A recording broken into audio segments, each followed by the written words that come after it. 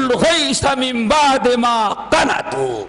قرآن نے بیان فرمایا دنیا کے سارے لوگ اپنی زندگی سے مایوس ہو چکے تھے، بارش نہیں ہو رہی تھی، بھوکے پیاسے مر رہے تھے۔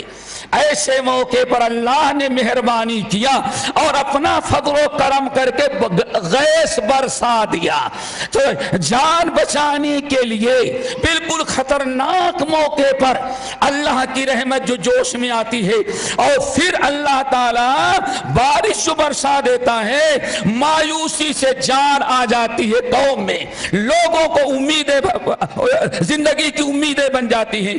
اللہ تعالیٰ نے ایسی بارش کو غیث کہا ہے۔ نبی علیہ السلام جو علم لے کر کے آئے کتاب و سنت کا، دین کا، شریعت کا، اس کی تشبیہ اللہ کے نبی علیہ السلام نے غیث سے دیا۔ جس طرح سے بارش نہ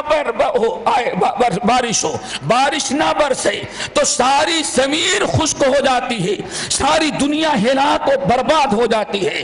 اسی طرح سے اگر دنیا سے کتاب و سنت کا علم اٹھ جائے، شریعت اٹھ جائے، تو انسان کفر و شرک و ضلالت میں پڑ جاتا ہے، انسان سیدھے جہنم کا مستحق ہو جاتا ہے، انسان جو ہے جنت میں جانے کے لائق نہیں رہ جاتا۔ اسی لیے ہمیں بات یاد آئی اور یاد رکھنے کی چیز ہے، انہی آیات اور انہی احادیث کی روشنی میں امام احمد بن حنبل رحمت اللہ علیہ، اللہ ان کی قبر کو نوروں سے بھرے، وہ کہتے تھے کہ ایک انسان کو کھانے کی، پینے کی، کپڑے کی جتنی ضرورت ہوتی ہے، اس سے زیادہ اسلام باقی رکھنے کے لیے ایک مومن کو دین اسلام سے دینی علوم کی ضرورت پڑتی ہے۔ ایک انسان جس طرح سے بغیر پانی اور کھانے اور غذا کی جیسے انسان زندہ نہیں رہ سکتا، ایسے بغیر علوم شرعیہ کے انسان کا دین اور ایمان دنیا میں باقی نہیں رہ سکتا۔ اس آیت اور اس حدیث کی روشنی میں آپ حضرات نے سمجھ لیا ہوگا کہ علوم شرعیہ کی کتنی ضرورت ہے۔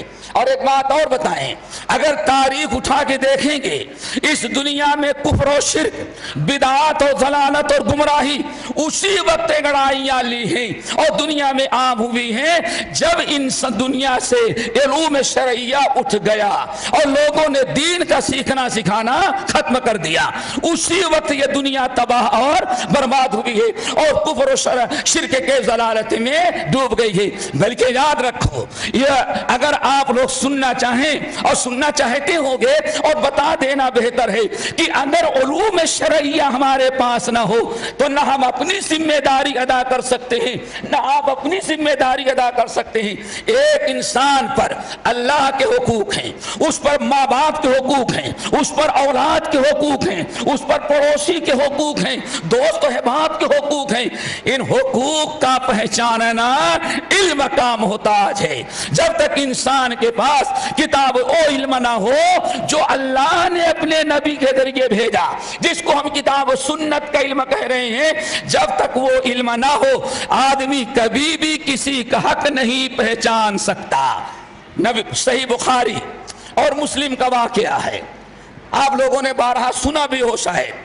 نبی علیہ السلام نے ارشاد فرمایا، پرانی امتوں میں یعنی نبی علیہ السلام سے دنیا میں آنے سے قبل ایک تاجر تھا، بزنس مین، بڑی تجارت کیا، جہاں تجارت کرتا نقصان اٹھاتا، جہاں ہاتھ ڈالا خسارہ ہوا۔ اب جیسے عام لوگوں کو کا ایک دستور ہے کہ مولوی کے پاس تو کبھی نہیں جاتے ہیں، جب کہیں کوئی پریشانی ہوتی ہے تو تعویذ کے لیے، دعا کے لیے پھر مولوی بڑا یاد آ جاتا ہے ان کو، اس وقت مولوی کے پاس بھاگتے نظر آتے ہیں۔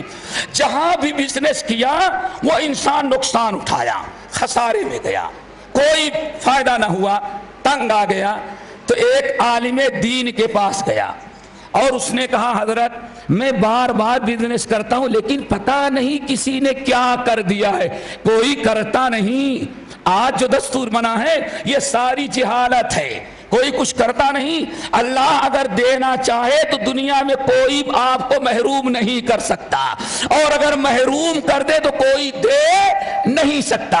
لیکن مشکل کیا ہے، اگر ایک انسان کاروبار کیا اور کام نہ چلا تو لوگ کہتے ہیں کسی نے تمہاری بندش کر دی ہے۔ اللہ اکبر، بابا کی بندش اللہ رب العالمین کے دروازے کو بند کر دے۔ یہ سب بیکار فضول کی باتیں ہیں۔